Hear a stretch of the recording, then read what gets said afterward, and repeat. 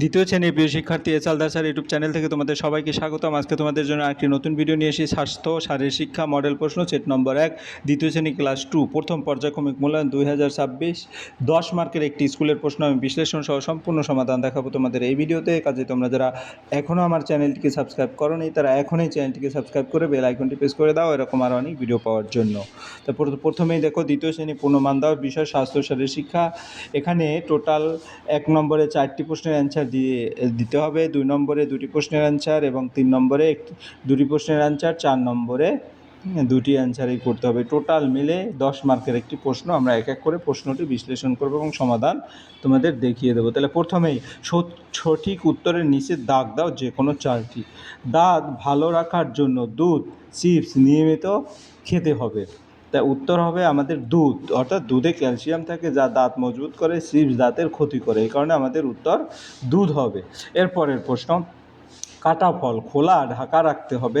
কাটা ফল ঢাকা রাখতে হবে, খোলা রাখলে জীবাণু ধুলো লাগে তাই ঢেকে রাখা উচিত, অর্থাৎ আমার এই ঢাকা হবে উত্তর।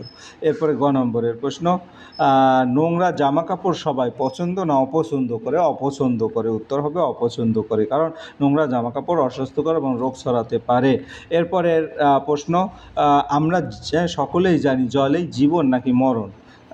তাহলে উত্তর হবে কি জলেই জীবন, যেমন জল ছাড়া জীবন সম্ভব নয় তাই একে জীবন বলা হয়। এরপরে শারীরিক ফিট রাখতে দেখবে করবে যোগাসন, করবে যোগাসন, দেখবে না করবে। নিয়মিত যোগব্যায়াম করলে শরীর সুস্থ ও ফিট থাকে। এরপরের প্রশ্ন, শূন্যস্থান পূরণ করো হেল্প বক্স থেকে নিয়ে। তাহলে প্রথমেই যদি বলি শূন্যস্থানে ড্যাশ জলে প্রতিদিন স্নান করা উচিত, তাই হেল্প বক্স থেকে যদি নেই তাহলে পরিষ্কার জলে, অর্থাৎ এই পরিষ্কার এখানে বসে যাবে, জলে প্রতিদিন স্নান করা উচিত, অর্থাৎ পরিষ্কার জলে শরীরকে জীবাণুমুক্ত রাখে এবং সুস্থ থাকতে সাহায্য করে। এরপরে খ নম্বর, আটকা খাবারে মাছি বসে বলে খাবার দূষিত হয়, অর্থাৎ এখানে মাছিটা এখানে আসবে, এই যে আটকা খাবারে, যে ঢাকা খাবারে। তারপরে মাছি জীবাণু বহন করে তাই খাবার ঢেকে রাখা জরুরি। এরপরের প্রশ্ন, চোখ থেকে অন্তত 1 ফুট দূরে বই রেখে পড়াশোনা করতে হবে। এই যে বই আছে বইটা এখানে বসিয়ে দিতে হবে, অর্থাৎ এই যে এখানে বসিয়ে দিতে হবে, এতে চোখের উপর চাপ কম পড়ে এবং দৃষ্টিশক্তি ভালো থাকে। পরের প্রশ্ন, যে কোনো 2টি প্রশ্ন উত্তর দাও। তোমার কি আছে, হাঁচি কাশির সময় আমাদের কি কি সতর্কতা অবলম্বন করতে হবে?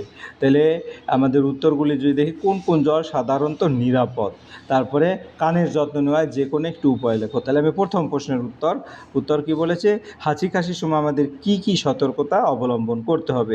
হাঁচি কাশির সময় মুখ ও নাক রুমাল বা হাত দিয়ে ঢাকতে হবে, অন্যদের থেকে দূরে থাকতে হবে এবং হাত পরিষ্কার রাখতে হবে, এতে রোগ ছড়ানো কমে। এরপরের প্রশ্ন কি বলেছে, এরপরের প্রশ্ন হচ্ছে কানের কোন কোন জল সাধারণত নিরাপদ? ফুটানো জল, ফিল্টার করা জল, বিশুদ্ধ পানীয় জল সাধারণত নিরাপদ, এসব জল জীবাণুমুক্ত থাকে এবং পান করার জন্য ভালো। কানে যত্ন নেওয়ার যে কোনো একটি উপায় লেখো। কানে কোনো ধারালো বস্তু ঢোকানো উচিত না, এতে কানের ক্ষতি হতে পারে।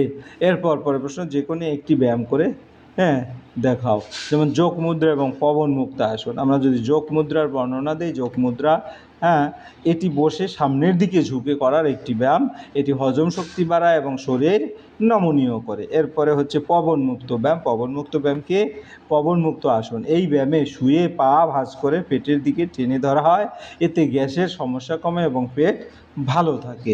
এই ছিল তোমার টোটাল যে প্রশ্ন তার সামগ্রিক উত্তর। আশা করি ভিডিওটি যদি মনোযোগ সহকারে দেখো তাহলে ফুললি প্রশ্নের উত্তরে ক্লিয়ার বুঝতে পারবে। পরিশেষে বলবো, তোমরা যারা এখনও আমার চ্যানেলটিকে সাবস্ক্রাইব না করে আমার ভিডিও দেখছো, প্লিজ চ্যানেলটিকে সাবস্ক্রাইব করে বেল আইকনটি প্রেস করে দাও। ভিডিওটি দেখার জন্য অসংখ্য ধন্যবাদ।